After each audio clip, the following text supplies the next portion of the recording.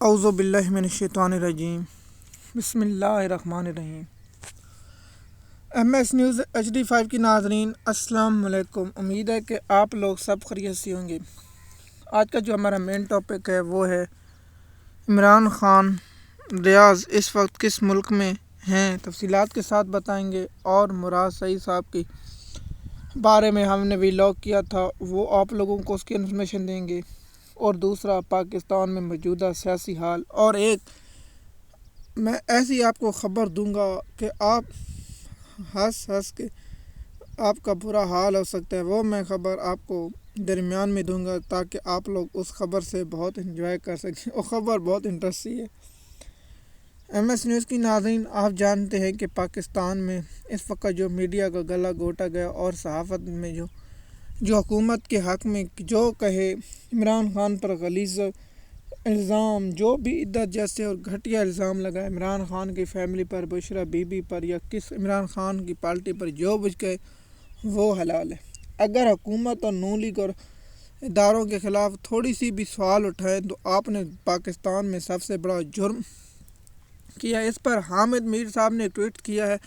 حامد میر نے کہا ہے کہ آج سے میرا نام حامد میر ہے، مجھے صحافت مت کہیں، صحافت تو پاکستان میں ویسے بند کر دی گئی، جو پی کا ایکٹ کا کالا قانون بنایا گیا وہ پاکستان میں آزاد رہے، اور مخالفین اور اس کو ذبح کر دیا گیا، اور منافق پارٹی دنیا میں اور پاکستان میں جو سب سے بڑی منافق پارٹی ہے وہ پیپل پارٹی ہے۔ میں تو اس کو کہتا ہوں ان کو مقرر کر دینی پاکستان میں خصوصی نمائندہ شیاطین کا۔ آپ کہیں کہ ہم نے قانون پاس کیا ہے، کر دے جو کچھ کرنا، یہ کہ آپ سینٹ میں ووٹ دیتے ہیں، قومی اسمبلی میں ووٹ دیتے ہیں، پھر صدر دستخط کر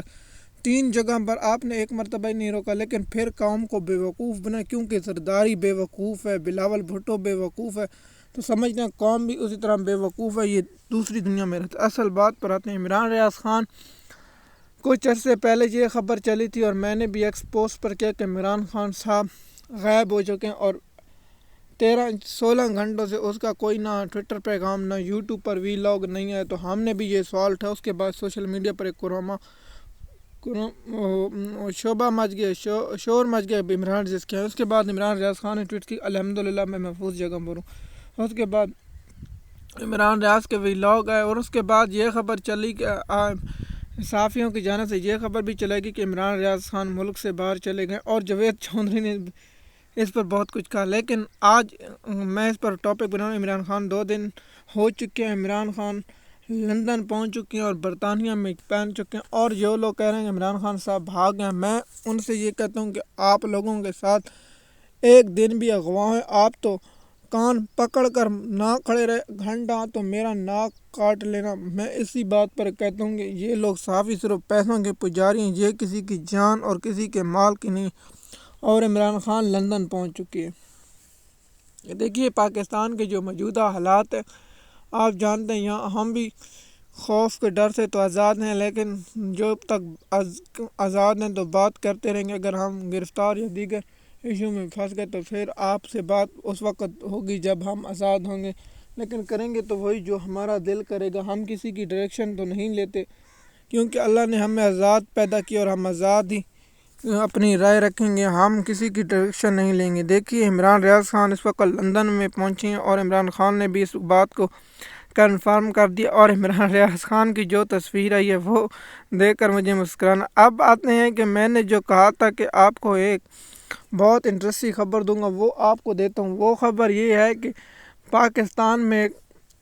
عہدہ مجھے لگتا خالی پڑا تھا، وہ تھا ڈی جی بھانگ، جس میں ایک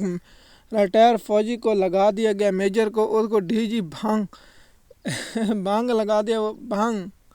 وہ پاکستان میں بھانگ ایزیلی کہا کہ کوئی دوائیوں میں یا چیزوں میں استعمال ہے، اس کے مطابق اتنی کاشت کی جائے، مثال کے طور پر اگر 100 ٹن چاہیے تو صرف 100 ٹن کی کاشت کی، جیسے زیادہ نہ ہو، اس لیے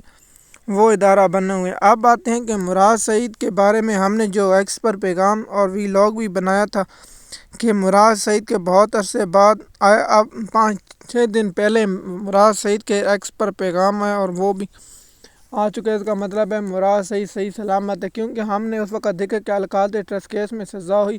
تو مراد سعید کے 2-3 دن ہو چکے ہیں کہ کوئی پیغام یا کوئی ایسا ویڈیو نہ ٹویٹر پر کہیں نہیں ہے، لیکن اب سوچ رہے ہیں کہ مراد سعید اس وقت کہاں ہے۔ دوسرا، کیا پی ٹی آئی